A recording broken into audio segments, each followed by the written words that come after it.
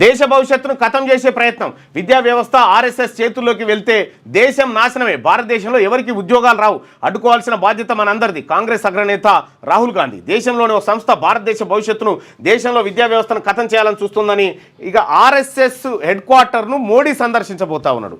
నాగ్పూర్ దాని head quarter. హెగ్డేవర్ start చేసినటువంటి ఏది మళ్ళీ ఈ ఆర్ఎస్ఎస్ను స్థాపించిన ఆయన మన తెలంగాణ ఆయనే హెగ్డేవర్. ఇక్కడ మీరు ఇది చూడు, ఇది ఎలాన్ మాస్క్ ఒక యాప్ తయారు చేసిండు. ఆ యాప్కు ఇప్పుడు బీజేపీకి అస్సలే పడతలేదు. అది ఉన్నట్టు చెప్తుంది. సావర్కర్ దేశ స్వాతంత్రం కోసం పోరాటం చేసినట్టు చేయలే, బ్రిటిష్ వాళ్ళతో కలిసి క్షమాభిక్ష కోరుకొని బయటపడ్డాడని చెప్తా ఉంది. అది ఆర్ఎస్ఎస్ ఎప్పుడైనా స్వాతంత్ర ఉద్యమంలో పాల్గొన్నదంటే ఎప్పుడు నేరుగా పాల్గొనలేదు. దానికి స్వాతంత్రానికి సంబంధమే లేదు. అది కేవలం ఇక్కడ ఉన్నటువంటి హిందువులను ఏకం చేయడానికి, దానికి దేశభక్తికి సంబంధమే లేదని చెప్తుంది. అది ఓపెన్గా ఆ పంచాయతీ నడుస్తుంది ఇప్పుడు. అలా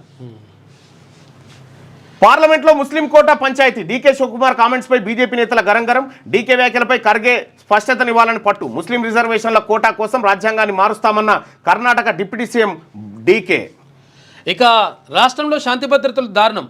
ఇక ఎంఎంటీఎస్లో రైల్లో యువతిపై అత్యాచార యత్నంపై కేటీఆర్ స్పందన, త్వరగా విచారణను పూర్తి చేయాలని చెప్పేసి రైల్వే మంత్రికి విజ్ఞప్తి చేసింది. ఇక ఎంపీల జీతం పెంపు 1,00,000 నుంచి 1,24,000 పెంపుదల, మాజీ ఎంపీల పెన్షన్ 31,000 పెంపు, 2023 ఏప్రిల్ 1 నుంచి వర్తింపు, కేంద్రం నిర్ణయం, గెజిట్ నోటిఫికేషన్ విడుదల చేసింది.